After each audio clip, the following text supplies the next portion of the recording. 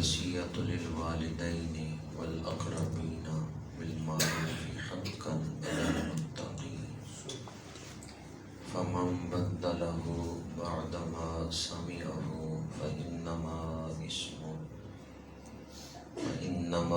اسمه علی الذین یبدلونہ ان اللہ سمیع علیم فمن خاف من موص جنفا او اثما فأصلح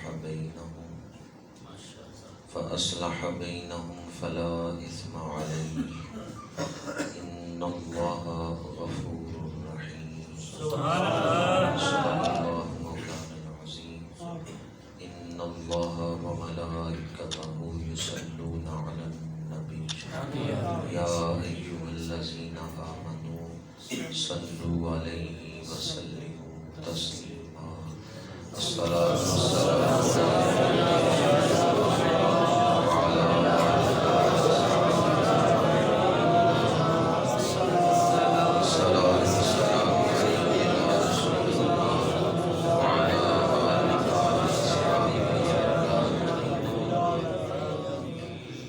صد احترام علماء کرام فاضل ذیشان حضرت علامہ مولانا احسان الہی صاحب، فاضل نوجوان حضرت علامہ مولانا عابد حسین صاحب، علامہ مولانا شکیل احمد صاحب، حضرت علامہ مولانا عامر صدیقی صاحب، عزیز القدر محبی فی اللہ صاحبزادہ عبداللہ صاحب، انتہائی قابل احترام علماء کرام، مہمانان ذی وقار، برادران اسلام، حاضرین و سامعین، اللہ پاک کا شکر ہے جس نے ہمیں درس قرآن پاک کی بابرکت محفل میں حاضری کی توفیق عطا فرمائی۔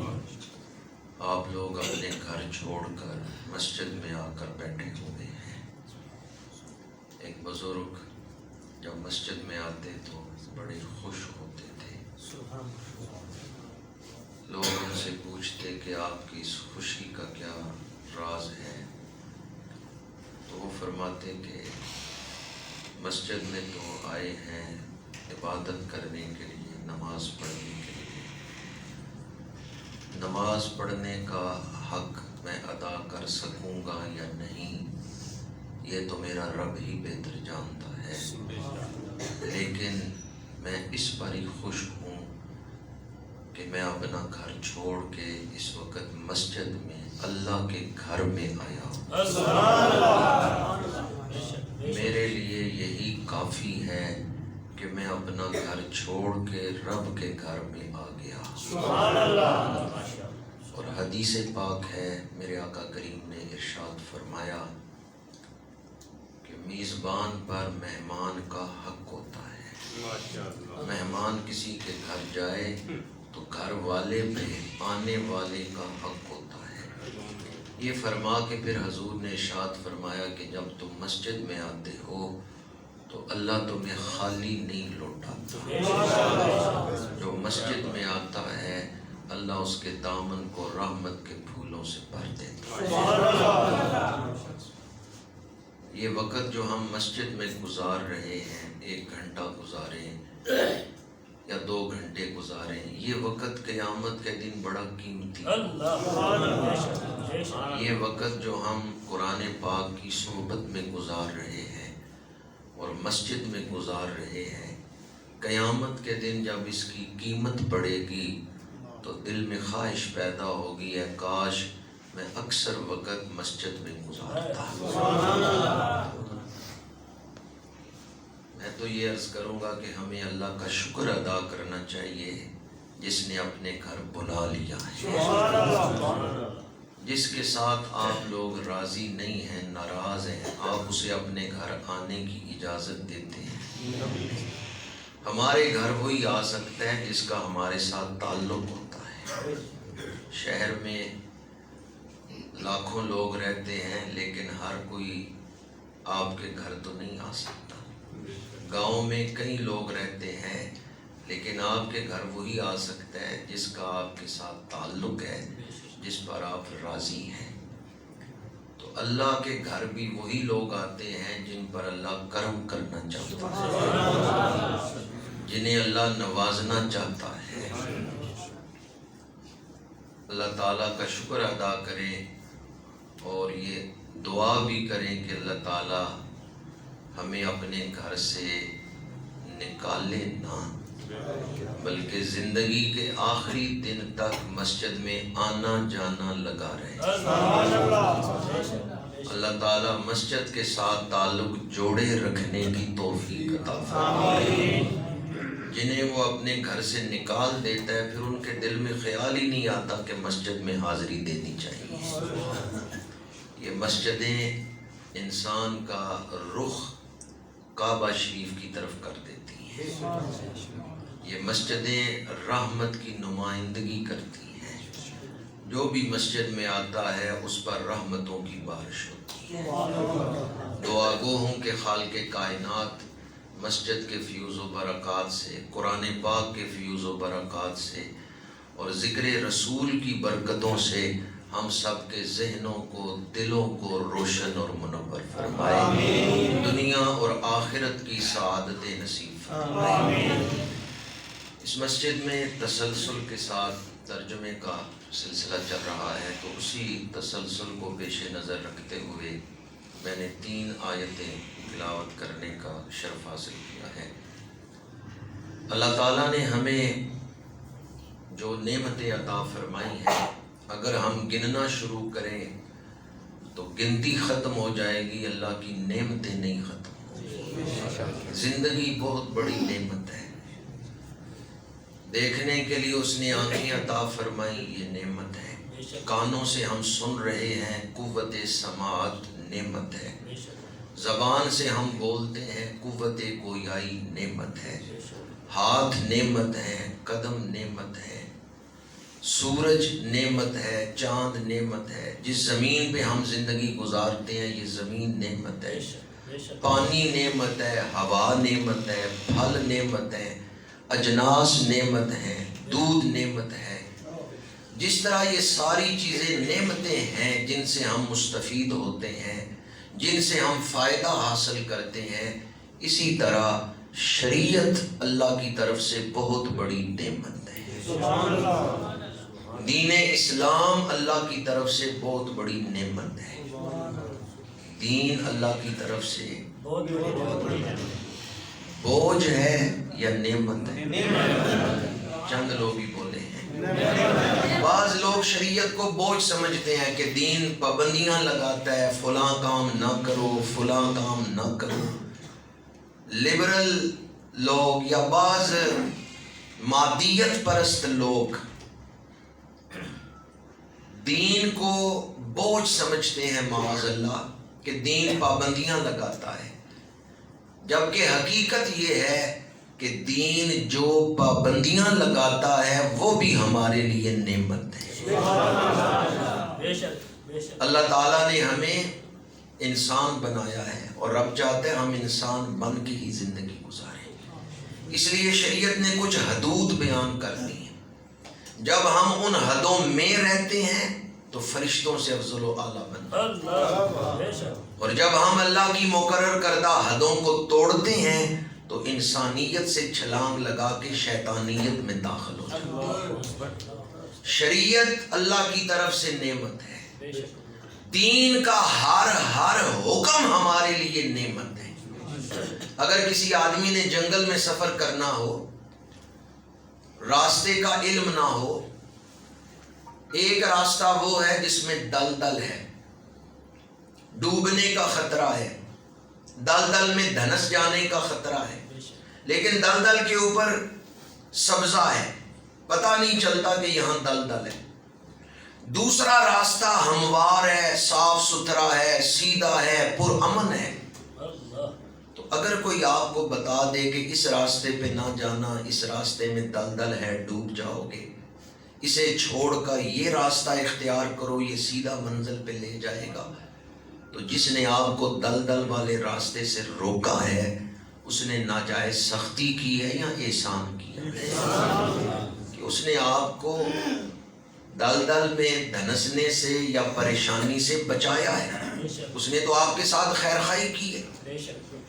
جنگل میں بعض درختوں پہ بڑے خوبصورت پھل لگے ہوئے ہیں، لیکن وہ پھل زہریلے ہیں۔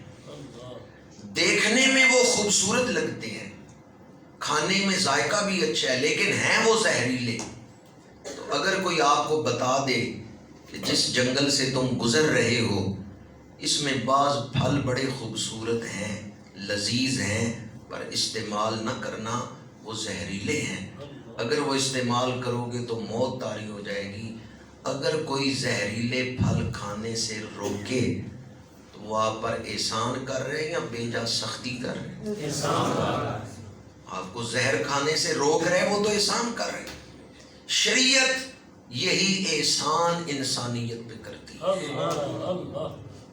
اسلام ہمیں کھانے سے نہیں منع کرتا، اسلام کہتا ہے حلال کھاؤ، حرام نہ کھاؤ۔ اسلام ہمیں پینے سے منع نہیں کرتا، اسلام کہتا ہے پاک چیزیں پیو، پلید چیزیں نہ۔ شراب پلید ہے، اسے نہ استعمال کرو۔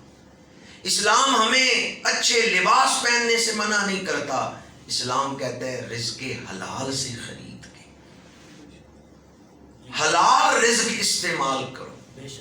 اسلام ہمیں رشتوں سے منع نہیں کرتا، رشتہ زوجیت سے نہیں روکتا، اسلام صرف یہ کہتا ہے حلال رشتے اپناؤ، حلال محبتیں اختیار کرو، حرام محبتوں سے بچو، حرام رشتوں سے بچو۔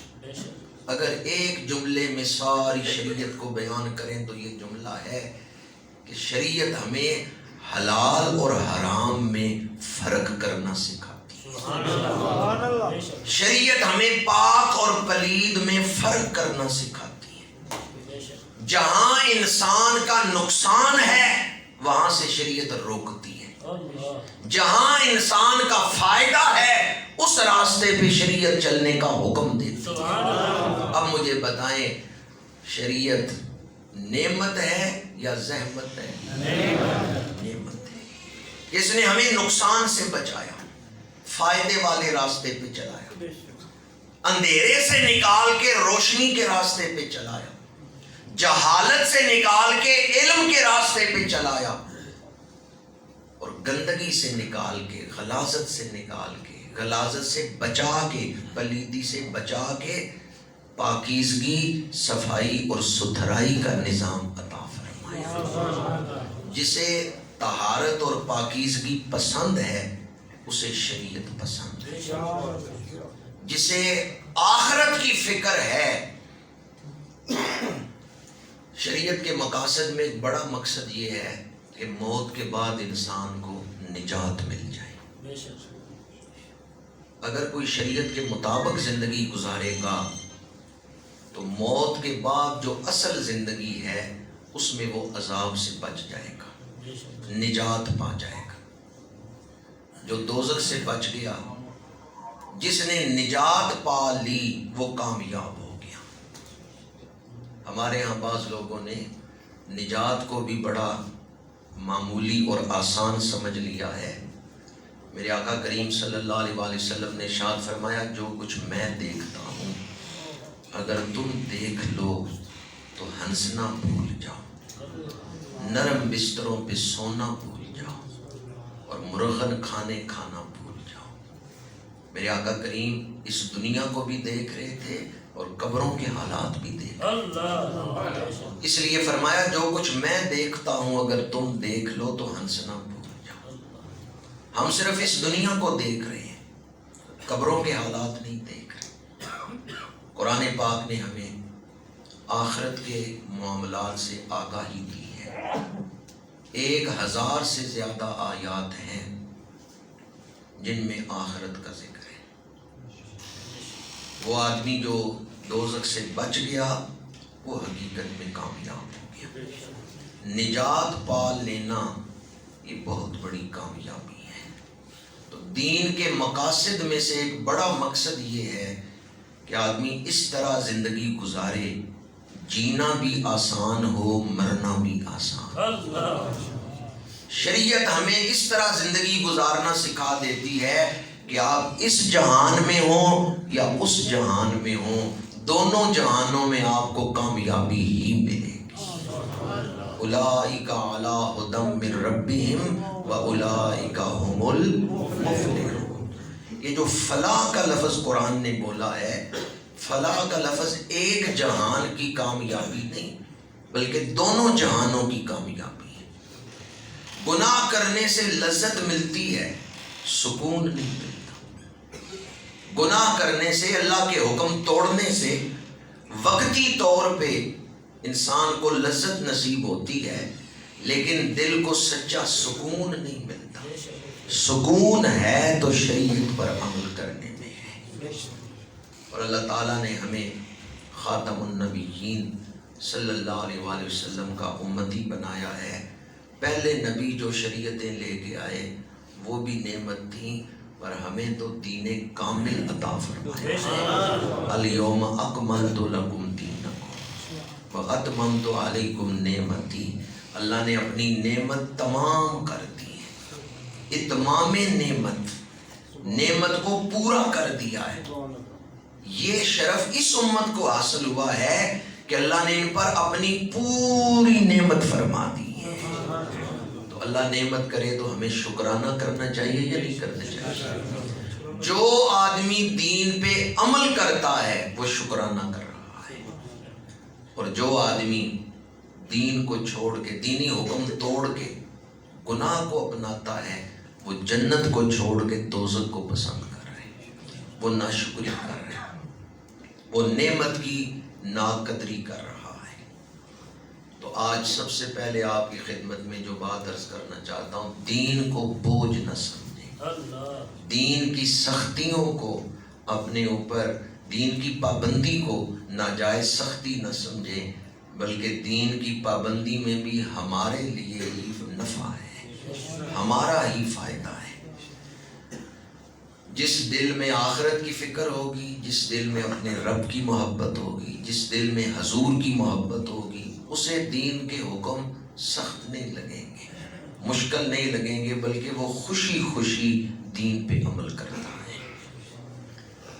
اسلام ہمیں پیدائش سے لے کے موت تک زندگی کے تمام مرحلوں کے بارے میں کامیاب زندگی گزارنے کے لیے تعلیمات عطا کرتا ہے۔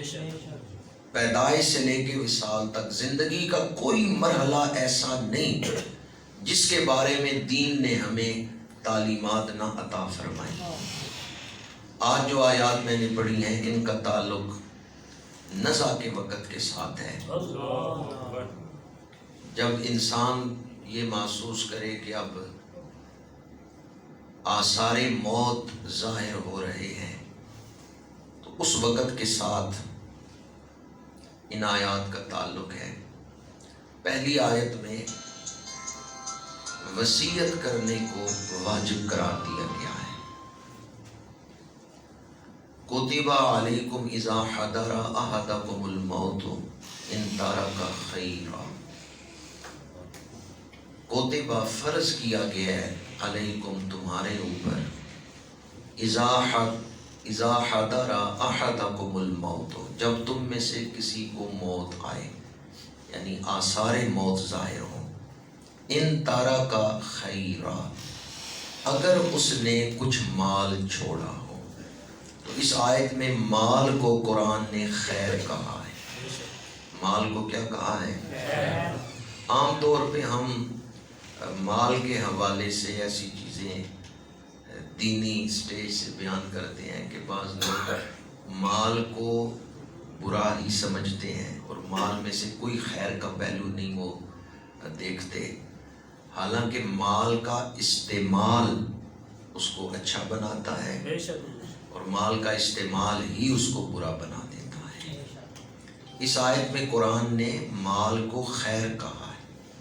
تو بخاری شریف میں حدیث پاک ہے، حضرت سعد بن ابی وقاص رضی اللہ تعالیٰ عنہ روایت کرتے ہیں، میرے آقا کریم صلی اللہ علیہ وآلہ وسلم نے ارشاد فرمایا، تو اپنی اولاد کو اس حال میں چھوڑ کے جائے کہ تیری اولاد تیرے بعد محتاج ہو، اور تو ان کے لیے کوئی مال نہ چھوڑ کے جائے اور وہ لوگوں سے بھیک مانگیں اس سے بہتر یہ ہے کہ تو اپنی اولاد کے لیے مال چھوڑ کے جا تاکہ وہ محتاج نہ ہو، وہ دوسروں کے آگے ہاتھ نہ پھیلائیں، تو ان کو اتنا مال دے کے جا کہ وہ غنی ہو۔ یہ حدیث پاک ہے۔ اس حدیث پاک سے پتہ چلا کہ اولاد کے دنیاوی مستقبل کے لیے کہ میرے بعد انہیں لوگوں کے آگے ہاتھ نہ پھیلانا پڑے، وہ عزت و وقار کے ساتھ رزق کما سکتے ہوں، اس کے لیے کوشش کرنا یہ دنیا داری نہیں ہے بلکہ یہ بھی دین داری ہے۔ صرف حسن نیت کی ضرورت ہے۔ اگر دوسروں پر فخر کے لیے، تکبر کے لیے، گھمنڈ کے لیے انسان چاہتا ہے کہ میں اپنی اولاد کو مال و دولت دے کے جاؤں، تو پھر اس کی نیت میں ریاکاری ہے، پھر اس کی نیت اچھی نہیں۔ لیکن اگر اس کی نیت یہ ہے کہ میرے بعد میری اولاد کو کسی کے آگے ہاتھ نہ پھیلانا پڑے، یہ محتاج نہ ہو، یہ عزت و وقار کے ساتھ زندگی گزار سکیں، میں ان کو اس قابل بنا دوں کہ یہ رزق حلال کما سکیں۔ رزق رب نے ہی دینا ہے، یہ بات یاد رکھیں۔ انسان صرف رب کے ساتھ تعلق جوڑے اپنی اولاد کا، تو رب ان کے لیے رزق کے دروازے کھول دے گا۔ تو حدیث پاک کی روشنی میں لفظ خیر کی تفسیر کرتے ہوئے میں نے آپ کے سامنے یہ نقطہ بیان کیا ہے کہ مال اگر اچھے مقاصد کے لیے آپ استعمال کر رہے ہیں تو وہ مال خیر ہے، وہ مال ضرر نہیں ہے، نقصان دہ نہیں ہے، بلکہ وہ مال بھی آپ کے لیے کیا ہے؟ خیر ہے۔ فرمایا جب تم میں سے کسی پر آثار موت ظاہر ہوں تو اس پر فرض ہے کہ اپنے والدین کے لیے اور قریبی رشتہ داروں کے لیے دستور کے موافق وصیت کر جائے۔ حقاً علی المتقین، یہ واجب ہے پرہیزگاروں پر۔ یہ میں نے ترجمہ آپ کو سنا دیا ہے، لیکن یہ بات یاد رکھیں کہ یہ آیت حکماً منسوخ ہے، یعنی وصیت کرنا اس وقت تک واجب تھا جب تک وراثت کی تفصیلات والی آیات نازل نہیں ہوئی تھی۔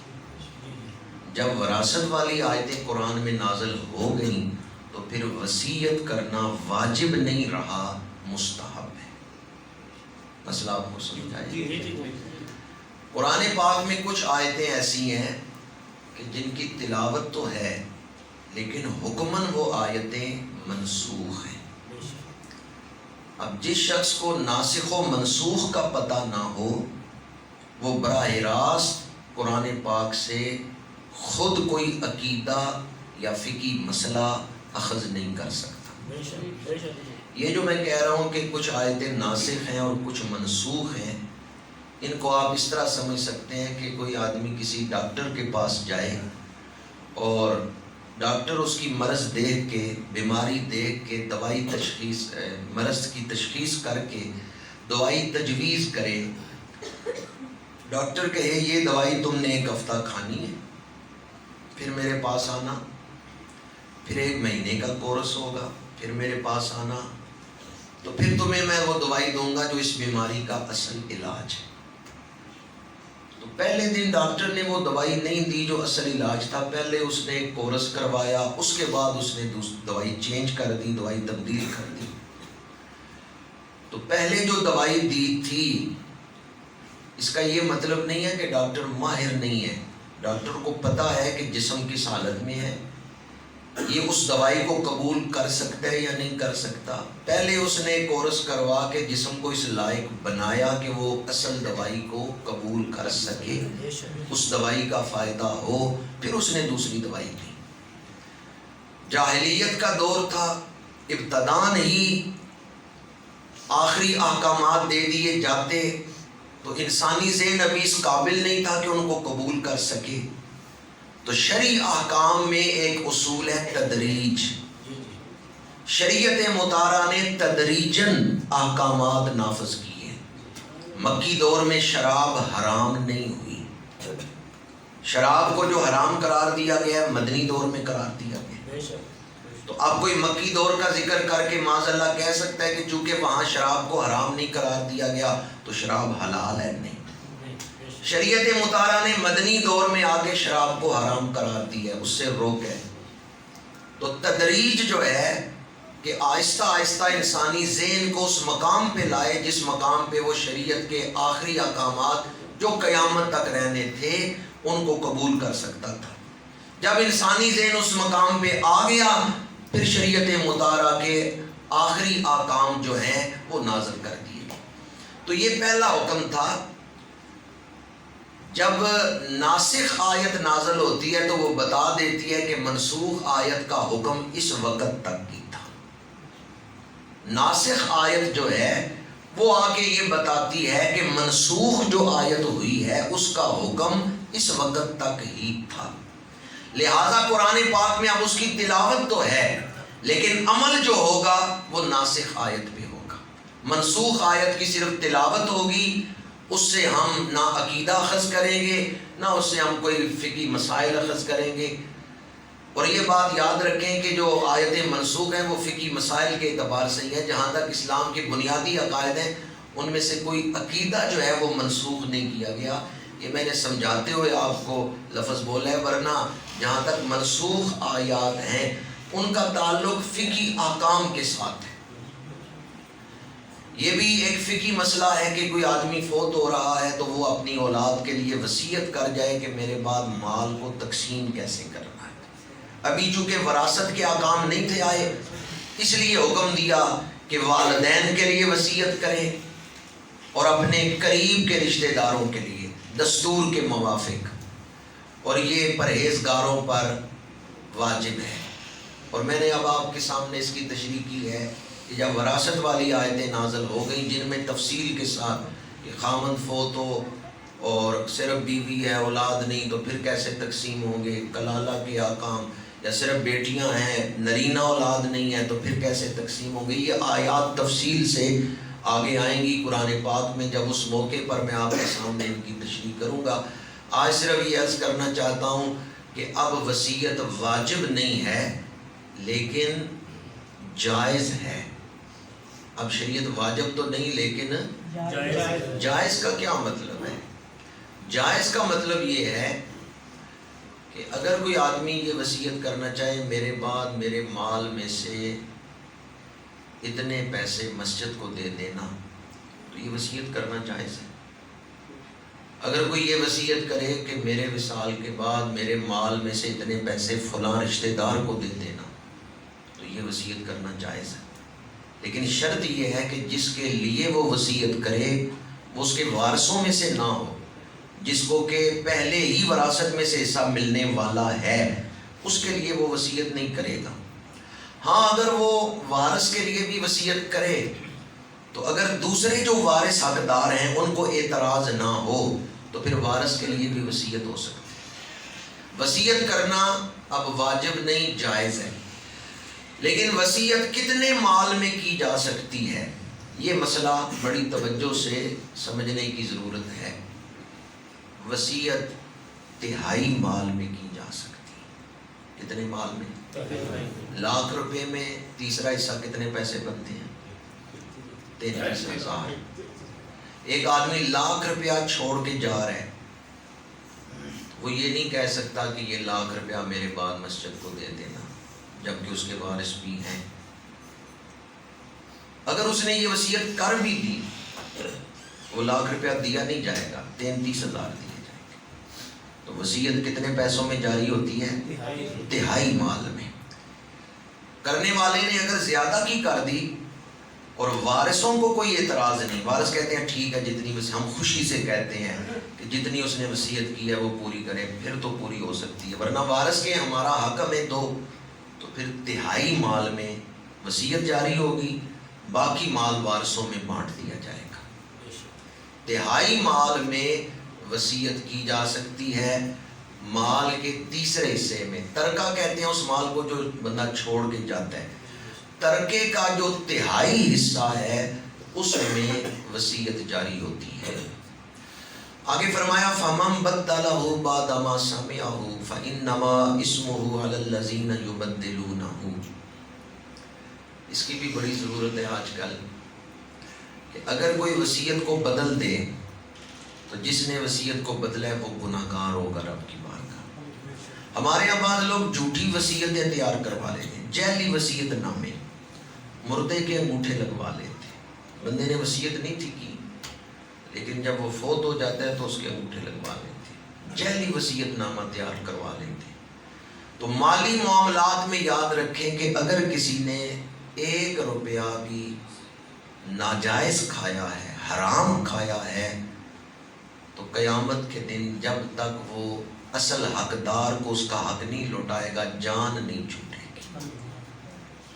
1 روپیہ، حدیث پاک میں 1 سوئی کا ذکر ہے، 1 سوئی کا ذکر ہے کہ اگر کسی نے 1 سوئی بھی ناحق بیت المال سے لی ہے تو فرمایا اس کی جان نہیں چھوٹے گی جب تک قیامت کے دن وہ حقدار کو نہیں لوٹائے گا۔ اس لیے مالی معاملات میں صرف احتیاط نہیں، بڑی احتیاط کی ضرورت ہے۔ جو جسم رزق حرام سے پروان چڑھتا ہے وہ جنت کی خوشبو نہیں سونگ سکتا۔ اس لیے حضرت بابا فرید الدین مسعود گنج شکر رحمۃ اللہ تعالی علیہ فرماتے ہیں کہ اسلام کے 5 بنیادی ارکان ہیں، کلمہ، نماز، روزہ، حج اور زکوٰۃ، لیکن ان 5 کی درستگی کا انحصار رزق حلال پر ہے۔ اگر رزق حرام ہے تو نمازیں قبول نہیں، اگر رزق حرام ہے کہ طواف قبول نہیں۔ حرام کے پیسوں سے بندہ زکوٰۃ دے، جو حرام کے پیسے ہیں وہ تو حقداروں کو دینے چاہیے جن سے لیا ہوا ہے مال، چہ جائے کہ بندہ اس نیت سے آگے خرچ کرے کہ مجھے اس سے ثواب ملے۔ اس لیے حضرت بابا صاحب رحمۃ اللہ تعالیٰ علیہ فرمایا کرتے تھے کہ اگر کوئی آدمی رزق حرام استعمال کرے اور توبہ نہ کرے تو اندیشہ ہے کہ مرتے دم کلمہ بھی نصیب نہیں، ایمان ہی ضائع اور برباد ہو جائے گا۔ اسلام کے 5 بنیادی ارکان ہیں لیکن 5 کی درستگی کا انحصار، 5 کی سالمیت کا انحصار جو ہے وہ رزق حلال پر ہے۔ اللہ تعالی ہمیں رزق حرام سے محفوظ رکھے۔ بخاری شریف کی حدیث پاک ہے، ایک وقت آئے گا لوگ پرواہ ہی نہیں کریں گے کیا کھا رہے ہیں، حدیث ہے بخاری شریف۔ فرمایا قرب قیامت میں ایک ایسا دور آئے گا لوگ اس چیز کی پرواہ ہی نہیں کریں گے کہ وہ کیا کھا رہے ہیں، حلال ہے یا حرام ہے، انہیں شے کی کوئی پرواہ نہیں ہوگی۔ کہیں وہ دور قریب تو نہیں آ گیا، یا کہیں ہم اس دور سے تو نہیں گزر رہے کہ لوگ اس بات کی پرواہ ہی نہیں کرتے ہم کھا کیا رہے ہیں۔ رزق کا دل کے جذبات پر بھی بڑا اثر ہوتا ہے، یہ ایک الگ عنوان ہے، پھر کسی وقت اس پر گفتگو کروں گا۔ آج تو اتنا ہی عرض کروں گا، طائر لاہوتی اس رزق سے محتاج، جس رزق سے آتی ہو پرواز میں کوتاہی۔ نکات کبھی یاد نہیں بھی رہتے، واقعات یاد رہ جاتے ہیں۔ حضور حیدر کرار شیر خدا مولا علی کرم اللہ وجہہ الکریم، آپ کے پاس ایک شخص آیا اور اس نے کہا کہ میں سفر پہ تھا، میرا والد پیچھے سے فوت ہو گیا، اس کے پاس جو مال تھا وہ میرے چچا کو دے کے گیا ہے، حالانکہ وارث تو میں اس کا بیٹا ہوں، میرا حق تھا پہلا، لیکن میرا جو والد ہے اس نے چچا کو جب مال دیا ہے فوت ہونے سے پہلے تو اس نے کہا ہے کہ اس میں سے جو تجھے پسند ہو وہ تو رکھ لے، باقی میرے بیٹے کو دے دینا۔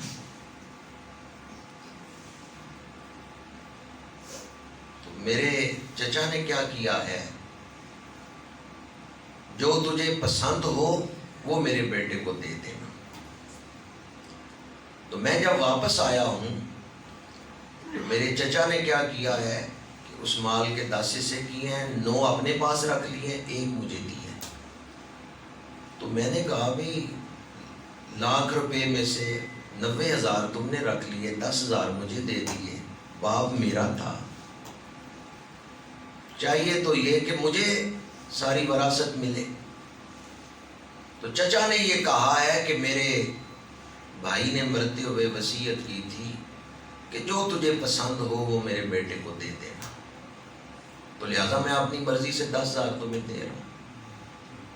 حضور حیدر کرار شیر خدا مسکرائے، فرمایا یہ 10,000 جو تو نے اس کو دیا نا وہ واپس لے لے، 90,000 جو تجھے پسند ہے وہ اس کو دے دے، کیونکہ مرنے والے نے وصیت کیا کی تھی، جو تجھے پسند ہو وہ اسے دے دے۔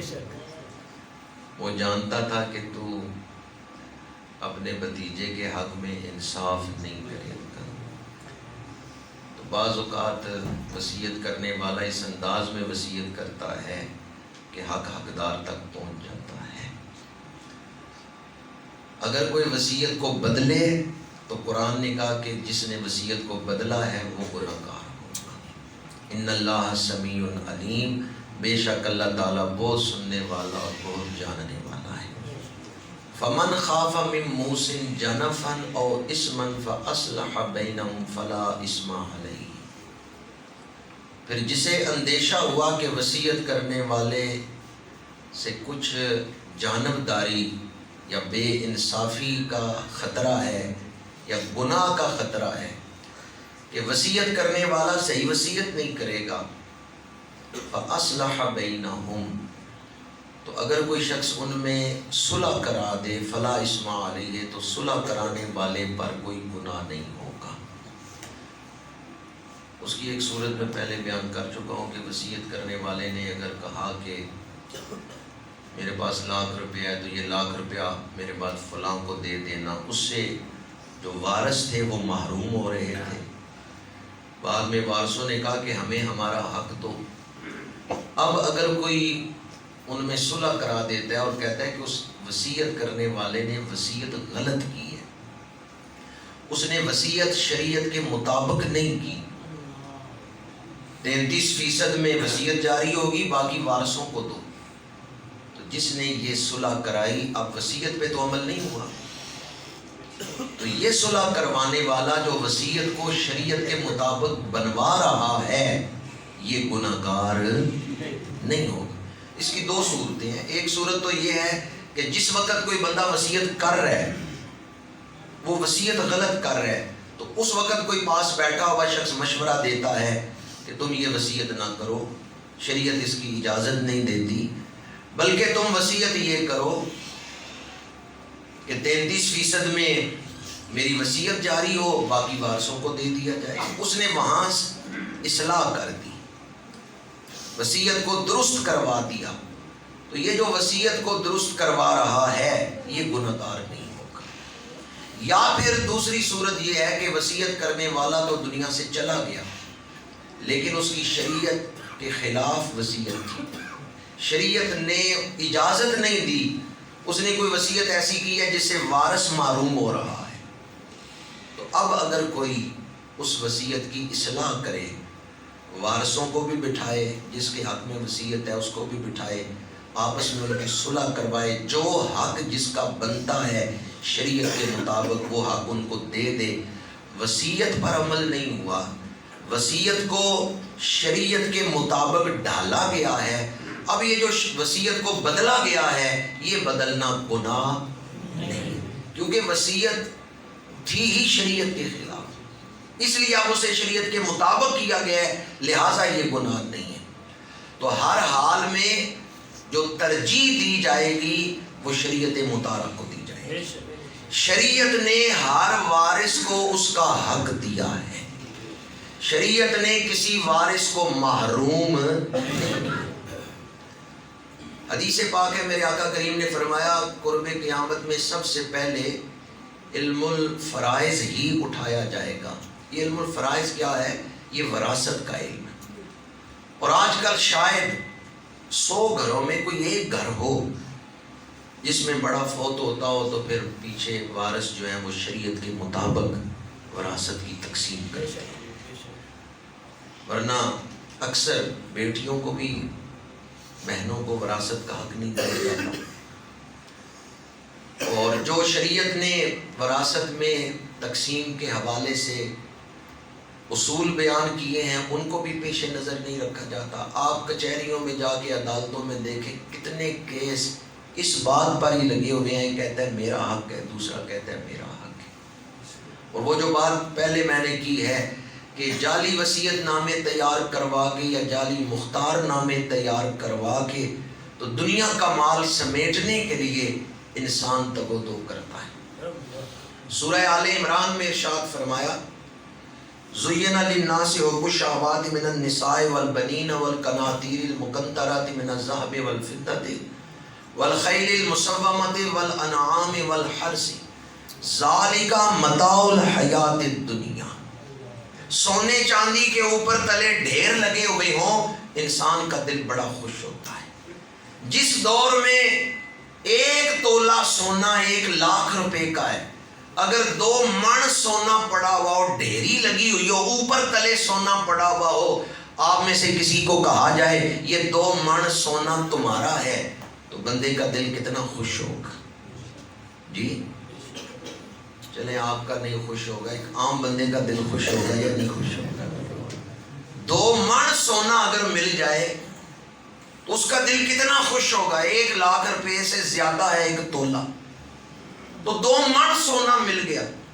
قرآن کہتا ہے انسان کے دل میں کچھ محبتیں آراستہ کی گئی ہیں، خواہشات کی محبت بسائی گئی ہے، عورتوں کی محبت، بیٹوں کی محبت، سونے چاندی کے اوپر تلے لگے ہوئے ڈھیر، نشان زدہ گھوڑے، والانعام اور مویشی، والحرث اور کھیتی. یہ 2 ایکڑ زمین میری ہے، یہ 4 مربع زمین میری ہے، یہ باغات میرے ہیں. آگے قرآن کہتا ہے ذالک متاع الحیات الدنیا، یہ سب کچھ دنیا کی زندگی کا سامان ہے. کیا یہ ساتھ قبر میں جائے گا؟ سونے چاندی کے ڈھیر قبر میں ساتھ جائیں گے؟ گھوڑے اور مال مویشی قبر میں ساتھ جائیں گے؟ کیا یہ باغات، یہ کھیتی، یہ زمینیں قبر میں ساتھ جائیں گی؟ ذالک متاع الحیات الدنیا، ان سب کو تو دنیا میں ہی چھوڑ کے چلے جانا ہے. واللہ عندہ حسن المآب. اور آگے ارشاد فرمایا قل اعنبئکم بخیر من ذالکم، محبوب فرما دیجئے آؤ میں تمہیں اس سے بہتر چیز کی خبر دیتا ہوں. اس سے بہتر چیز کیا ہے؟ للذین اتقوا عند ربہم جنات تجری من تحتها الانہار. وہ لوگ جنہوں نے تقوی اختیار کیا، جنہوں نے پرہیزگاری اختیار کی ہے، رب کی بارگاہ میں ان کے لیے جنتیں ہیں، جن جنتوں میں نہریں چل رہی ہیں. خالدین فیہا، دنیا سے تو انسان کو نکال دیا جائے گا پر جنت سے نہیں نکالا جائے گا.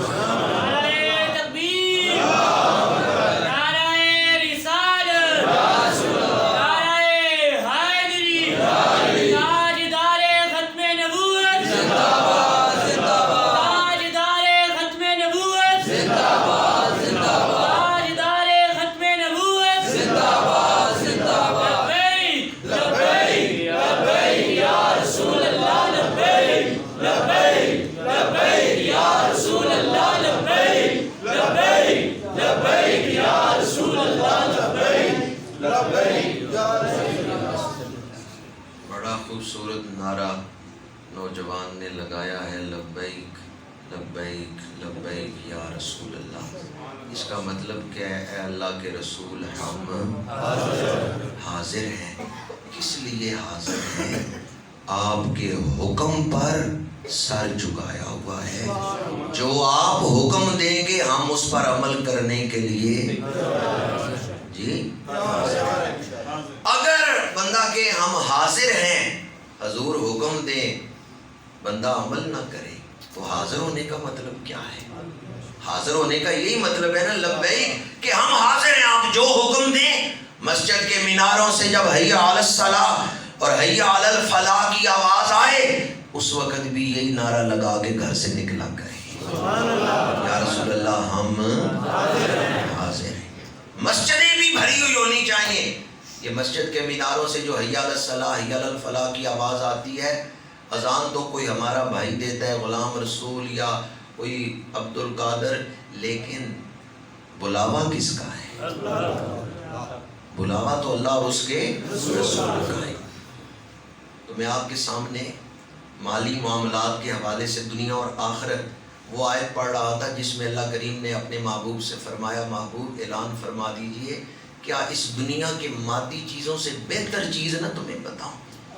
للذین اتقوا، وہ لوگ جنہوں نے تقوی اختیار کیا، عند ربہم جنات، رب کی بارگاہ میں ان کے لیے باغات ہیں، جنتیں ہیں، تجری من تحتها الانہار، جن کے نیچے نہریں بہہ رہی ہیں، خالدین فیہا، اس میں ہمیشہ رہیں گے، جنت میں دنیا سے تو نکال دیے جائیں گے۔ قارون کہاں ہے؟ فرعون کہاں ہے؟ نمرود کہاں ہے؟ بڑی بادشاہی تھی، تاتاریوں نے بڑی تلوار چلائی، دریائے دجلہ کا پانی سرخ کر دیا اہل بغداد کے خون سے، لیکن آج تاتاری کہاں ہے؟ کہاں ہے چنگیز خان، ہلاکو خان؟ کہاں ہے بابر، ظہیر الدین بابر، ہمایوں، اکبر بادشاہ، شاہ جہان؟ یہ بادشاہ کہاں گئے جن کے نام کی مہریں تھی، سکے چلتے تھے، جن کے نام پر حکم چلتے تھے، جن کے نام کے باجے بجتے تھے؟ آج وہ بادشاہ کہاں ہیں؟ کئیوں کے تو قبروں کے بھی نشان مٹ گئے۔ قطب الدین ایبک کی قبر لاہور میں ہے، لیکن کسی کو پتہ ہی نہیں کہ یہاں قطب الدین ایبک لیٹا ہوا ہے۔ سلطان محمود غزنوی جس سے محبت کرتا تھا، ایاز، وہ ملک ایاز لاہور میں لیٹا ہوا ہے، لیکن بہت کم لوگوں کو پتا ہوگا کہ شالمی میں ایاز کی قبر ہے۔ اس دنیا سے تو انسان نکال دیا جائے گا، لیکن قبر سے نہیں نکالا جائے گا، جنت سے نہیں نکالا جائے گا۔ خالدین فیہا، پیچھے جنات کا ذکر ہے، فرمایا رب کی بارگاہ میں جو جنتیں ہیں جب مومن ان میں داخل ہوگا، خالدین فیہا، پھر ہمیشہ ہمیشہ جنتوں میں رہنا ہے۔ تو مجھے بتائیں جس جگہ سے نکال دیا جائے انسان وہ اچھی ہے یا جہاں ہمیشہ رہنا ہے؟ دنیا میں آپ بہت کچھ حاصل کر لیں، چھوڑ کے چلے جانا ہے۔ اصل نعمتوں کا گھر تو وہ ہے جہاں ہمیشہ رہنا ہے، جہاں سے انسان کو نکالا نہیں جائے گا۔ آگے فرمایا وَأَزْوَاجٌ مُطَہَّرَةٌ، اور پاک بیویاں ہیں۔ پیچھے تقوی کا ذکر ہے، تقوی کا معنی پرہیزگاری ہے، جس نے پرہیزگاری کے ساتھ زندگی گزاری ہے اس کو جنت میں بیویاں بھی پاکیزہ ملیں گی۔ ازواج مطہرہ، آگے جو الفاظ ہیں وہ تو عمود ہے اور پیغام ہے اس آیت کا، وَرِضْوَانٌ مِّنَ اللَّهِ، اور اللہ کی رضا ملے گی۔ کیا ملے گا؟ اللہ کی رضا ملے گی۔ سب سے بڑی دولت، سب سے بڑا خزانہ اللہ کی رضا ہے۔ جسے اللہ کی رضا مل گئی وہ کائنات کا امیر ترین آدمی ہے۔ دنیا اور آخرت کی ساری کامیابیوں سے مل گئی جسے رب کی رضا مل گئی۔ میں نے ابتدا میں شریعت مطہرہ اللہ کی نعمت ہے، یہ تمہید آپ کے سامنے بیان کی، چند ایک فقہی احکام تلاوت کردہ آیات کی روشنی میں بیان کیے۔ اب اس کا تتمہ، اس کی تکمیل آپ کے سامنے بیان کر رہا ہوں کہ جو شریعت پہ عمل کرے گا اسے اپنے رب کی رضا نصیب ہو جائے۔ یہ کائنات کی سب سے بڑی دولت ہے۔ بعض لوگ اپنے نفس کو راضی کرنا چاہتے ہیں کہ میرا نفس راضی ہو جائے۔ آپ اپنے دل کو راضی کرنے کے لیے جتنی مرضی کوشش کر لیں، نفس کبھی راضی نہیں ہوگا۔ ایک خواہش پوری کریں گے، یہ دو خواہشیں اور پیدا کر لے گا۔ آپ جو اس کی خواہشیں پوری کرتے جائیں گے یہ خواہشیں بڑھاتا جائے گا۔ نفس آپ سے راضی نہیں ہوگا۔ جو آپ اپنے نفس کو راضی کرنے کی کوشش کریں گے اس کی خواہشیں بڑھتی جائیں گی۔ بعض لوگ دنیا کو راضی کرنے کی کوشش کرتے ہیں کہ دنیا والے میرے اوپر راضی ہو جائیں، تو دنیا والے بھی مکمل طور پہ کبھی کسی پر راضی نہیں ہوتے۔ شاید میں نے پہلے یہ مثال کبھی دی ہو ایک بارات واپس آ رہی تھی ووٹی کو اور جہیز کو لے کر. پرانا زمانہ تھا، بیل گاڑیوں پہ سامان رکھا ہوا تھا، کچے راستے سے آ رہے تھے. آگے مٹی کا ایک اونچا ٹبا آ گیا، بیل گاڑی اس پہ چڑھتی نہیں ہے، سامان لادا ہوا ہے. تو ایک باراتی نے کہا بھی اس دلہن کا باپ کہتا تھا میں نے جہیز بڑا دیا ہے، اتنا جہیز کبھی نہیں کسی نے بیٹی کو دیا جتنا میں نے دیا ہے. تو دیکھو جہیز میں کئی اور بیلچہ بھی ہے یا نہیں ہے. انہوں نے تلاشی لی تو جہیز میں تو کسی اور بیلچہ کوئی نہیں تھا. انہوں نے کہا بھی جہیز میں تو کسی اور بیلچہ کوئی نہیں ہے، کئی بیلچہ کوئی نہیں ہے. اس نے کہا باپ کہتا تھا بڑا جہیز دیا. کیا جہیز دیا؟ بیلچہ تو دیا ہی نہیں ہے. حالانکہ اس نے بڑا جہیز دیا تھا، صرف بیلچہ نہیں دیا. تو اعتراض کرنے والے کہہ رہے ہیں دیکھیں جی جہیز میں بیلچہ نہیں دیا. مجھے بتائیں جہیز میں بیلچے بھی دیے جاتے ہیں؟ کئیاں بھی دی جاتی ہیں؟ آپ نے بڑا جہیز دیا، پر جس نے نقص نکالنا ہے اس نے نکال لیا. اس لیے آپ یہ نہ سمجھیں کہ میں فلاں کام کر لوں تو ساری دنیا میرے اوپر راضی ہو جائے گی. دنیا والے نہیں راضی. اپنے نفس کو بھی آپ راضی نہیں کر سکتے. جو اس کی خواہشیں پوری کرتے جائیں گے یہ خواہشیں بڑھاتا جائے گا. دنیا والوں کو بھی راضی نہیں کر سکتے کہ دنیا والے کہیں نہ کہیں نقص نکال ہی لیں گے. ہاں اگر آپ دنیا کو چھوڑ کے دنیا بنانے والے کو راضی کرنا اپنا مقصد بنا لیں اور رب راضی ہو جائے تو وہ آپ کے دل کو بھی راضی کر دے گا، دنیا کو بھی آپ پر راضی کر دے گا. تو بیلی تے سب جگ بیلی، ان بیلی بھی بیلی. وہ بندہ بڑے نفع میں رہے گا، بڑی آسانی میں رہے گا، زندگی پرسکون گزرے گی. جو یہ نہ دیکھے لوگ راضی ہوتے ہیں یا ناراض ہوتے ہیں، جو اپنے رب کو راضی کرنے کی جس نے اپنے رب کو راضی کرنا مقصد بنا لیا، اللہ دنیا کو بھی اس پر راضی کر دے گا. اللہ اس کے دل کو بھی لازوال سکون، لازوال خوشی عطا فرما دے گا.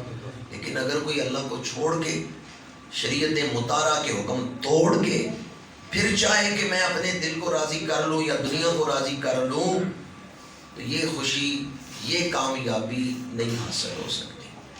راستہ ٹھیک ہو، بندہ منزل پہ پہنچے نہ پہنچے، رخ ٹھیک ہو، راستہ ٹھیک ہو جس پہ بندہ چل رہا ہے، موت آ جائے وہ منزل پہ پہنچ گیا، اس نے اپنی زندگی کا مقصد پورا کر لیا. راستہ رخ ٹھیک ہو. لیکن اگر رخ ٹھیک نہیں، راستہ غلط ہے، بڑا سفر بندے نے کیا ہے، موت آ گئی، بڑا کچھ اس نے حاصل کیا، لیکن اگر رخ ٹھیک نہیں تھا، دل کا قبلہ ٹھیک نہیں تھا، وہ اپنی زندگی کا مقصد ضائع کر کے گیا ہے. اگر کوئی اپنی زندگی کا مقصد یہ بنا لے کہ میں نے اپنے رب کو راضی کرنا ہے، موت آ جائے، اللہ اس کا نام اپنے مقرب بندوں میں لکھ دیتا ہے. حدیث پاک ہے، حضرت ابو ہریرہ راوی ہیں ابو داؤد شریف میں، الناس یبعثون علی نیاتہم او کما قال علیہ الصلوۃ والسلام. قیامت کے دن لوگ اپنی نیتوں پر ہی اٹھائے جائیں گے. قیامت کے دن لوگ اپنی نیتوں پر اٹھائے جائیں گے. جب قبروں سے اٹھائے جائیں گے، جس کی نیت میں حسن ہے، جس کی نیت میں رب کو راضی کرنا شامل ہے، اللہ اسے مجرموں کی صف میں نہیں کھڑا کرے گا، اسے اپنے مقرب بندوں کی صف میں کھڑا کرے گا. جو اتنا کریم ہے کہ مجھے راضی کرنے کی اگر نیت کر لو تو میں راضی ہو جاؤں. اتنے کریم رب کو چھوڑ کر انسان اپنے نفس کو راضی کرنا چاہے، نفع کا سودا کر رہے ہیں یا گھاٹے کا سودا کر رہے ہیں. یا ایھا الانسان ما غرک بربک الکریم. اے انسان، کس چیز نے تجھے اپنے کریم رب سے باغی بنایا ہے؟ تو زندگی کا جو مقصد بنائیں وہ یہ کہ میں نے اپنے رب کو راضی کرنے، غریبی ہو یا امیری ہو، بیماری ہو یا صحت ہو، تنگ دستی ہو یا خوشحالی ہو، ہر حال میں نے شریعت پہ عمل کرنا ہے، میں نے اپنے رب کو راضی کرنا ہے. یہ نہیں کہ حالات اچھے ہوئے تو مسجد جاؤں گا، حالات اچھے نہ ہوئے تو میں نماز ہی نہیں پڑھوں گا، حالات جیسے بھی ہوں، بیماری ہو یا صحت ہو، غریبی ہو یا امیری ہو، تنگ دستی ہو یا خوشحالی ہو، جی میں پیارا راضی ہوئے مرضی ویک سجن جے تو مرضی اپنی لوڑے ایک گل کدے نہیں بڑھ، جی میں پیارا راضی ہوئے مرضی ویک سجن۔ قرآن پاک پڑھ کے دیکھیں، اللہ کریم نے میرے اور آپ کے آقا کریم کو حکم دیا، محبوب ذرا اپنی سیرت کا یہ پہلو غلاموں کو سنا دو، قل ان صلاتی و نسکی و محیای و مماتی للہ رب العالمین، بے شک میرا نماز پڑھنا، قربانی دینا، ظاہری زندگی گزارنا، وصال پانا، سب کچھ اللہ کے لیے۔ میرے آقا کریم نے جو 63 سالہ ظاہری زندگی گزاری ہے، اس کا ایک ایک لمحہ اللہ کی رضا کے لیے، للہیت کے ساتھ حضور نے 63 سالہ زندگی کو گزارا ہے۔ 63 سالہ زندگی کا ایک ایک لمحہ للہیت کے ساتھ، للہ رب العالمین۔ جن لوگوں نے براہ راست حضور سے فیض لیا ہے، قرآن ان کے کردار کی گواہی دیتا ہے، محمد الرسول اللہ والذین معہ اشداء علی الکفار رحماء بینہم تراہم رکعا سجدا یبتغون فضلا من اللہ، فضلا من اللہ، یہ جو رضوانہ کا لفظ ہے یہ اسی رضا کے موضوع کے مطابق، یبتغون فضلا من اللہ و رضوانا۔ قرآن بتا رہا ہے جو حضور کے صحابہ ہیں انہیں کسی سے کوئی غرض نہیں، وہ جہاد کر رہے ہیں، جانیں لٹا رہے ہیں، مال خرچ کر رہے ہیں، سجدے کر رہے ہیں، وہ جو کچھ کر رہے ہیں اپنے رب کی رضا کے لیے کر رہے ہیں، وہ اپنے رب کو راضی کرنے کے لیے کر رہے ہیں۔ حضور کی حیات پاک کا ایک ایک لمحہ اللہ کی رضا کے لیے، تو جنہوں نے حضور سے فیض لیا ان کا سب کچھ اللہ کی رضا کے لیے۔ اور آج ہم کیا کر رہے ہیں؟ ہم کیسے زندگیاں گزار رہے ہیں؟ ہم تو اپنے نفس کے غلام بن گئے، ہم تو دنیاوی رسموں کے رواجوں کے غلام بن گئے۔ ایک عبداللہ ہوتا ہے، ایک عبد الدینار ہوتا ہے، دینار کے بندے ہم بن گئے، ہم اللہ کے بندے نہیں دولت کے بندے بن گئے۔ قرآن پاک نے سیدنا صدیق اکبر کا ذکر کرتے ہوئے، آپ نے حضرت بلال حبشی کو خرید کے آزاد کیا تو قرآن کہتا ہے وَسَيُجَنَّبُهَا الْأَتْقَى الَّذِي يُؤْتِي مَالَهُ يَتَزَكَّى وَمَا لِأَحَدٍ عِندَهُ مِن نِّعْمَةٍ تُجْزَىٰ إِلَّا ابْتِغَاءَ وَجْهِ رَبِّهِ الْأَعْلَىٰ، آپ نے جو کچھ خرچ کیا ہے اپنے رب کی رضا کے لیے خرچ کیا ہے۔ تو میں آپ کی خدمت میں یہی عرض کروں گا، زندگی میں کیا کچھ حاصل کریں گے؟ 70 سال 80 سالہ زندگی میں کیا کچھ حاصل کرنے کے لیے انسان دوڑتا ہے، یہ بھی مل جائے یہ بھی مل جائے۔ آپ صرف ایک چیز کو مقصد بنا لیں، سب کچھ مل جائے۔ اور وہ مقصد کیا ہے؟ میرا رب میرے اوپر راضی ہو جائے۔ جو یہ مقصد بنا لیتا ہے، جب آخری وقت آتا ہے، روح جسم سے نکلنے لگتی ہے، تو اللہ تعالیٰ رحمت کے دروازے کھول کر اپنے اس بندے کو بلاتا ہے، یا ایتھا النفس المطمئنہ ارجعی الی ربک راضیۃ مرضیہ، اے نفس مطمئنہ لوٹ آ اس حال میں کہ تیرا رب تیرے اوپر راضی ہے، تو اپنے رب پہ راضی ہے۔ فادخلی فی عبادی، میرے بندوں میں داخل ہو جا، وادخلی جنتی، اور میری جنت میں داخل ہو جا۔ ابھی بندہ قبر میں نہیں پہنچا، ابھی تو روح جسم سے جدا ہو رہی ہے، اور رب کیا فرما رہا ہے؟ میرے بندوں میں داخل ہو جا اور میری، اللہ سب کو نصیب فرمائے، فادخلی فی عبادی وادخلی جنتی، میرے بندوں میں داخل ہو جا اور میری جنت میں داخل ہو جا۔ کہاں داخل ہو جا؟ میری ابھی منکر نکیروں نے سوال کیے ہی نہیں، قیامت آئی نہیں، میزان لگا ہی نہیں، اعمال تلے ہی نہیں، بندہ پل صراط پہ ہی نہیں چڑھا، رب موت سے سے بتا رہا ہے پریشان ہو کے نہ آنا، خوشی خوشی آ، تیرا نام جنتیوں میں لکھا ہوا، تو جنتی ہے۔ منکر نکیر تو بعد میں آئیں گے، قیامت تو بعد میں لگے گی، میزان بعد میں لگے گا، اعمال بعد میں تولے جائیں گے۔ جسے رب نے موت کے وقت ہی بتا دیا ہے کہ تو جنتی ہے، اس کے لیے موت وحشت ناک نہیں رہ جائے گی، موت اس کے لیے خوشخبری بن جائے گی۔ جسے رب بتا دے کہ تو جنتی ہے، آ جا، تیرے اوپر رب راضی ہے، آ جا، اس کے لیے موت وحشت ناک ہوگی، موت اس کے لیے خوشخبری ہوگی۔ لیکن یہ خوشخبری کسے ملے گی؟ جس نے رب کو راضی کرنے کی فکر کی۔ نوجوان بیٹھے ہیں، اس لیے یہ بات عرض کر رہا ہوں، وہ کام کرنے چاہیے جن سے رب راضی ہوتا ہے، ان سے بچنا چاہیے جن سے رب ناراض ہو۔ دیکھیں، آپ کو بھوک لگتی ہے تو آپ کوشش کرتے ہیں بھی کہیں سے کھانا ملے تاکہ بھوک مٹے، پیاس لگتی ہے پانی تلاش کرتے ہیں کہیں سے پانی ملے تاکہ پیاس بچاؤں۔ کھانے کی بھوک تو آپ کو لگتی ہے، پانی کی پیاس تو آپ کو لگتی ہے، کبھی نیکیوں کی پیاس بھی لگی ہے کہ میں دوڑ کے نیکی کروں۔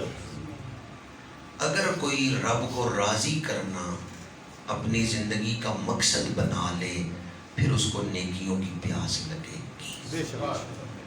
جیسے کھانے کی بھوک لگتی ہے، پانی کی پیاس لگتی ہے، اسی طرح اس شخص کو پھر نیکیوں کی پیاس لگے گی، وہ نیکی کا کوئی موقع ضائع نہیں کرے گا۔ بعض بیماریاں جسم کو لگتی ہیں، بعض دل کو لگتی ہیں۔ شوگر جسم کی بیماری ہے، بلڈ پریشر جسم کی بیماری ہے، بخار جسم کی بیماری ہے، لیکن حسد دل کی بیماری ہے، تکبر دل کی بیماری ہے، بغض اور کینہ دل کی بیماری ہے۔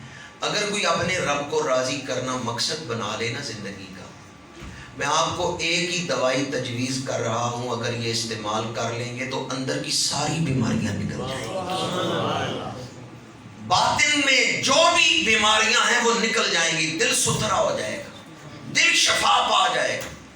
جس بندے نے اپنے رب کو راضی کرنا مقصد بنا لیا، اگر حسد آئے گا تو دل آواز دے گا، ایمان پکارے گا، رب حسد سے راضی نہیں ہوتا، ناراض ہوتا ہے، بندہ حسد چھوڑ دے گا۔ تکبر پیدا ہوگا، ایمان آواز دے گا، رب تکبر سے راضی نہیں ہوتا، وہ عاجزی سے راضی ہوتا ہے، بندہ تکبر چھوڑ دے گا۔ اب جو روحانی بیماری دل میں پیدا ہوگی، ایمان اس کی اصلاح کرتا جائے گا۔ تو نے رب کو راضی کرنا ہے، یہ تکبر رب کو پسند نہیں، یہ حسد رب کو پسند نہیں، یہ حفظ ذر رب کو پسند نہیں، تو پھر بندہ ان چیزوں کو چھوڑتا جائے گا۔ یہ ایک دوائی استعمال کر لیں کہ میں نے اپنے رب کو راضی کرنا ہے، اندر سے ساری ناپاکیاں نکل جائیں گی، نیکیوں کی پیاس بھی لگے گی، نیکی کرنے کو دل کرے گا، اندر تحریک پیدا ہوگی کہ مجھے نیکی کرنی چاہیے کیونکہ میں نے اپنے رب کو راضی کرنا ہے۔ اور گناہوں سے انسان اپنے آپ کو بچائے گا، اندر جتنی بیماریاں ہیں وہ نکل جائیں گی۔ باروں باری بو کر چھٹ دے سٹ اندر دا کوڑا۔ نوجوانوں کے لیے جو بات عرض کر رہا ہوں، حدیث پاک ہے، میرے آقا کریم نے فرمایا جس پر باپ راضی ہے اس پر خدا راضی ہے۔ رب کو راضی کرنا ہے تو پھر کس کو راضی کرنا ہوگا؟ ایک حدیث پاک میں فرمایا ہما جنتوں کا و ناروں کا، اس میں دونوں کا ذکر ہے، ماں اور باپ دونوں کا ذکر ہے کہ والدین تمہاری جنت بھی ان کو ناراض کیا، ان کے حقوق ادا نہیں کیے تو یہی عمل تمہارے لیے دوزخ میں جانے کا سبب بن جائے گا۔ صرف ایک شرط ہے کہ والدین کا حکم شریعت کے مطابق ہو، تو پھر والدین کا حکم ماننا ضروری ہے۔ اگر والدین کا حکم شریعت کے خلاف ہوگا تو پھر والدین کا حکم نہیں مانا جائے گا، ورنہ والدین کا حکم ماننا ضروری ہے۔ باپ راضی،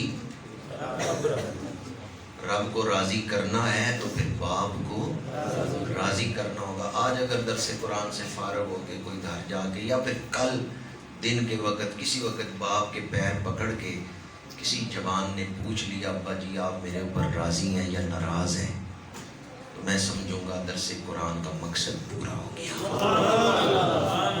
کسی نوجوان کے دل میں یہ جذبہ پیدا ہو گیا کہ میں نے اپنے والدین سے دعا لینی ہے، انہیں ناراض نہیں کرنا، تو میں سمجھتا ہوں کہ میری گفتگو کا مقصد پورا ہو گیا۔ جن کے والدین فوت ہو چکے ہیں، اگر وہ ناراض تھے، قبر پہ جا کے معافی مانگے، والدین کی روحیں بھی معاف کر دیں۔ یہ میں اس لیے بھی عرض کر رہا ہوں کہ ہم فتنوں کے دور میں زندگی گزار رہے ہیں۔ یہ جولائی کا مہینہ بھی شروع ہے، جون میں آپ کو پتہ ہے بجٹ پاس ہوتا ہے۔ ابھی چند دن پہلے 2021 کا بجٹ پاس ہوا ہے، تو بجٹ میں سارے اراکین کی توجہ بجٹ کی طرف تھی کہ بجٹ پاس کرنا ہے، کروانا ہے۔ اسی میں جھگڑ رہے تھے کہ کوئی کہتا ہے نہیں ہونا چاہیے، کوئی کہتا ہے پاس ہونا چاہیے۔ اس دوران ہی انہوں نے، حکومت نے domestic violation and protection bill 2021 پاس کیا ہے۔ سینٹ میں پاس ہو گیا ہے اور قومی اسمبلی میں دوبارہ آئے گا، پھر یہ قانون بن جائے گا پاکستان کا۔ ویسے نیٹ پہ موجود ہے، 26 صفحوں کا ہے، میں نے اس کو پڑھا ہے۔ Domestic violation and protection bill 2021، اس کو MOHR ministry of women rights انہوں نے بنا کے تو پیش کیا، سینٹ نے پاس کر لیا۔ 1-2 ارکان تھے سینٹ میں جنہوں نے اس پر احتجاج کیا کہ اس کو پاس نہ کرو، ورنہ ساری جماعتیں، میں کسی ایک جماعت کی مخالفت نہیں کر رہا، باقی ساری جماعتیں اس میں ووٹ دے رہی تھی کہ ٹھیک ہے بل پاس کر دو۔ بل میں کیا ہے؟ اس میں یہ ہے کہ اگر باپ نے بیٹے کو جھڑکا تو بیٹا باپ کو جیل بند کروا سکتا ہے۔ بیٹا صرف تھانے فون کر دے کہ آج میرے باپ نے مجھے جھڑکا ہے، تو تھانے دار آئے گا باپ کو گرفتار۔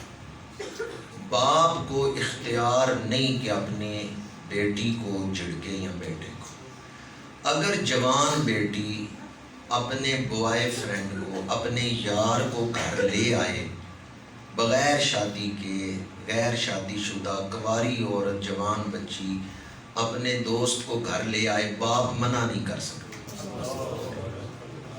اگر اس نے منع کیا، اب وہ بیٹی تھانے فون کر دے کہ میرا باپ میرے اوپر سختی کر رہا ہے، باپ جیل میں ہوگا۔ اور کوئی اپنی بیوی کو بھی یہ نہیں کہہ سکتا کہ میرا دوسرے شادی کرنے کا ارادہ ہے، یہ کہہ بھی نہیں سکتا۔ اور بھی اس طرح کے لفظ انہوں نے اس میں لکھے ہوئے ہیں۔ اس کو وہ ہیومن رائٹس میں لے کے آئے ہیں، حالانکہ یہ ہیومن رائٹس میں نہیں آتا۔ اسلام سب سے زیادہ عورتوں کے اور بچیوں کے اور بچوں کے حقوق کا علمبردار ہے، لیکن اسلام توازن رکھتا ہے۔ اسلام کہتا ہے ایک طرف بچوں کے حقوق ہیں تو دوسری طرف والدین کے بھی حقوق ہیں، ایک طرف بیوی کے حقوق ہیں تو دوسری طرف خامن کے بھی حقوق۔ اسلام بیلنس رکھتا ہے۔ لیکن انہوں نے اس بل میں کیا کیا ہے کہ اگر یہ بل پاس ہو جاتا ہے، میں نے اپنے طور پہ کچھ لوگوں سے رابطہ کیا، میں نے ان سے کہا بھی یہ تو آپ یورپ کا معاشرہ بنا رہے ہیں، اگر یہ بل پاس ہو گیا تو پاکستان میں اور یورپ میں کوئی فرق نہیں رہ جائے گا۔ پھر باپ اپنی اولاد کو جھڑک نہیں سکتا، خامند اپنی بیوی کو بھی نہیں جھڑک سکتا۔ حدیث پاک میں نے بھی یہاں کئی دفعہ بیان کی، آپ نے بھی کئی دفعہ سنی ہوگی، بیٹا یا اولاد 7 سال کی ہو تو نماز پڑھاؤ، 10 سال کا بچہ ہو جائے نماز نہ پڑھے تو کیا کرو؟ سزا دو۔ لیکن انہوں نے سزا دینے کا وہ جو اختیار ہے واپس لے لی، ان کا نہیں دے سکتے سزا۔ سزا دینا تو دور کی بات ہے نا، کوئی تھپڑ مارنا وہ تو دور کی بات ہے، جھڑک بھی نہیں سکتے۔ اس کو وہ وائلیشن کہتے ہیں، حالانکہ یہ وائلیشن نہیں ہے۔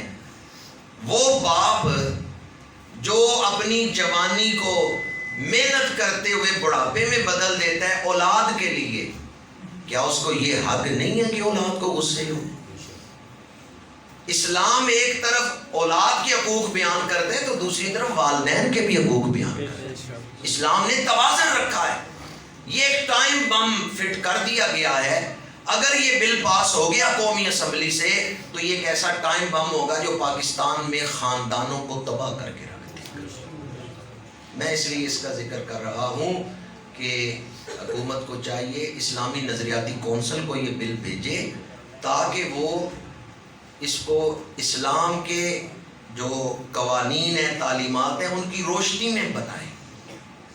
ہم عورتوں پر یا بچوں پر ظلم اور زیادتی کے خلاف ہے. اسلام ان کے حقوق بیان کرتا ہے لیکن اسلام کیا کہتا ہے کہ توازن رکھو دونوں طرف. نہ عورتوں پہ ظلم ہو نہ مردوں پہ ظلم ہو, نہ بچوں پہ ظلم ہو نہ والدین پہ ظلم ہو. لیکن اس وقت اور پھر حیرت کی بات یہ ہے کہ چند ایک لوگوں نے اس کو بیان کیا ہے ورنہ بہت سارے لوگ اس پر خاموش ہیں, ذکر بھی نہیں کر رہے.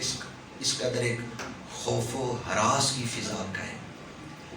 اور حیرت کی بات ہے کہ کس موقع پر انہوں نے یہ بل پیش کیا ہے یا سینٹ سے پاس بھی کروا لیا ہے, جبکہ یہ دن ہے, مہینہ ہے ذیقات کا اور آگے مہینہ آ رہا ہے ذی الحج کا. ذی الحج وہ مہینہ ہے جس میں ایک بیٹا اپنے باپ کے خواب کو پورا کرنے کے لیے اپنی جان پیش کر رہا ہے. یا ابت افعل ما تؤمر ستجدنی انشاءاللہ من الصابرین. حضرت ابراہیم علیہ السلام اللہ کے نبی ہیں. نبی کا خواب بھی وحی ہوتا ہے.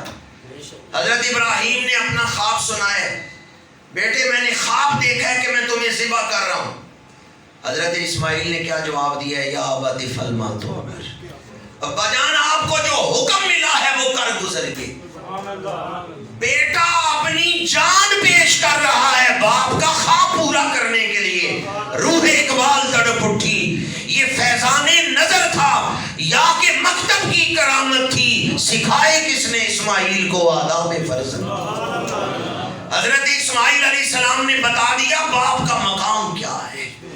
حضرت اسماعیل علیہ السلام نے باپ کے رتبے کو بیان کر دیا, اپنی جان کو پیش کر دیا. یہ الگ بات ہے کہ اللہ تعالیٰ نے پھر چھری کے نیچے سے آپ کو ہٹا کے جنتی تبا رکھوا دیا, لیکن آپ نے تو اپنی جان پیش کر دی. اس یاد کو تازہ کرنے کے لیے امت مسلمہ پر, صاحب استطاعت لوگوں پر, صاحب نصاب لوگوں پر قربانیاں واجب ہیں. اس واقعہ کو یاد کرنے کے لیے حضرت ابراہیم کے دل میں جو قربانی کا جذبہ تھا, اس جذبے کی مہک دل میں پیدا کرنے کے لیے, اور حضرت اسماعیل کے دل میں جو قربانی کا جذبہ تھا, اپنی جان فدا کرنے کا جذبہ, اسے دلوں میں پیدا کرنے کے لیے. اصل میں تو ہمارے اوپر لازم تھا ہم اپنی جان رب کی بارگاہ میں پیش کریں, لیکن وہ کریم ہے, اس نے کہا تم جانور ذبح کر دو, میری بارگاہ میں لکھا جائے گا یہ اپنی جان ہی پیش کر رہے ہیں. امت مسلمہ پر اپنے بچوں پر چھری چلانا واجب ہے یا جانور ذبح کرنا؟ جانور ذبح کرنا. ذبح ہم جانور کریں گے, لیکن جو قربانی دے رہا ہے اسے اپنی جان پیش کرنے کا اجر اور ثواب عطا کر دیا جائے گا کہ یہ اپنی جان رب کی بارگاہ میں پیش کر. حالانکہ جان وہ کس کی پیش کر رہا ہے؟ جانور. تو یاد رکھیں جان پیش کرنا یہ واجب ہے, احراق الدم واجب ہے. یعنی اگر کوئی بندہ یہ کہے کہ میں نے 15,000 یا 18,000 حصہ ڈالنا ہے تو وہ میں نہیں ڈالتا, کسی غریب کو صدقہ کر دیتا ہوں, تو صدقہ کرنے سے قربانی کا واجب ادا نہیں ہوگا, جان ہی پیش کرنی ہوگی. جانور کو ذبح کرنا, خون بہانا یہ واجب ہے, اس کی جان پیش کرنا واجب ہے. صدقہ آپ چاہے 1,00,000 روپیہ صدقہ کر دیں, واجب نہیں وہ ادا ہوگا جو قربانی کا واجب ہے. قربانی والا واجب اسی وقت ادا ہوگا جب آپ جانور کو ذبح کریں گے. اور حدیث پاک ہے جانور کا خون بعد میں زمین پر پہنچتا ہے, قربانی کرنے والے کے گناہوں کو رب پہلے معاف کر دیتا ہے. اور ایک حدیث پاک میں میرے آقا کریم نے فرمایا جانور کے جسم پہ جتنے بال ہوتے ہیں قربانی کرنے والے کو اللہ اتنی نیکیاں عطا فرماتے ہیں. قیامت کے دن یہ جانور بندے کے ایمان پر گواہی دیں گے, اس کی بخشش کا بہانہ بن جائیں گے. جب لوگ قبروں سے اٹھیں گے قربانی کے جانور اس جہان کے مطابق سواریوں میں بدل جائیں گے، یہ نفع دیں گے قیامت کے دن، یہ ایمان کی گواہی دیں گے قیامت کے دن، یہ بخشش حاصل کرنے کا ذریعہ بنے گے۔ اس لیے خوش دلی سے قربانیاں دیں۔ قربانی کے جو دن ہیں ان میں قربانی سے افضل اور کوئی عمل نہیں ہے۔ اللہ تعالی ہمیں خوش دلی سے قربانیاں کرنے کی توفیق عطا فرمائے۔ کسی دوست نے یہ سوال پوچھا ہے کہ جو زکوٰۃ، فطرانہ اور صدقہ وغیرہ مدارس میں دیا جاتا ہے، کیا اس کے استعمال کے لیے عارضی طور پر شرعی فقیر کا مقرر کرنا ضروری ہے یا ڈائریکٹ مدارس کے انچارج اس کو استعمال کر سکتے ہیں؟ جو احتیاط ہے ہیلا کرنے والی، وہی احتیاط زیادہ بہتر ہے، زیادہ احتیاط اسی میں ہے کہ مدارس کو اگر پیسے دینے، جو آدمی دے رہا ہے وہ تو انچارج کو دے دے گا، آگے انچارج جو ہیں وہ امین ہیں کہ جو پیسے ان کو دیے گئے ہیں وہ ان کے پاس امانت ہے، جس مد میں دینے والے نے دیا ہے اس مد میں ہی ان کو استعمال کیا جائے گا۔ مثلا اس نے کہا ہے کہ یہ زکوٰۃ کے پیسے ہیں، تو اب وہ جو زکوٰۃ کے پیسے استعمال کرنے کا طریقہ ہے اس کے مطابق ہی ان کو استعمال کریں گے، اور اس میں احتیاط یہی ہے کہ وہ جو آدمی زکوٰۃ کا مستحق ہے، جس کو کہ مدارس میں عام طور پر ہیلا کیا جاتا ہے، اس کو دے کے پھر دوبارہ مدرسے کی ملک کروایا جاتا ہے، تو اس طریقے سے ہیلا کر کے اگر استعمال کریں گے تو اس میں احتیاط زیادہ ہے۔ بعض فقہا نے، مصر کے بعض بزرگوں نے اس کو ڈائریکٹ بھی اجازت دی ہے، لیکن جو فقہ حنفی کے اکابرین بزرگ ہیں ان کے نزدیک یہی ہے کہ جو فقیر ہے جس کو زکوٰۃ لگتی ہے اس کو دیں، اس سے ہیلا کروا کے پھر آپ مدارس میں استعمال کریں۔ اللہ تعالی ہمیں اس دور کے فتنوں سے محفوظ رکھے، مساجد مدارس آباد کرنے کی توفیق عطا فرمائے۔ دجال کا دور آ رہا ہے، دین کو بدلنے کے احکامات بنائے جا رہے ہیں، قانون بنائے جا رہے ہیں۔ دعا کریں اس دور میں اللہ تعالی ہمیں ایمان کے ساتھ اس دنیا سے لے جائے، ہماری آنے والی نسلوں کو اللہ تعالی حضور کا عاشق و غلام بنائے۔ وآخر دعوانا ان الحمد للہ رب العالمین۔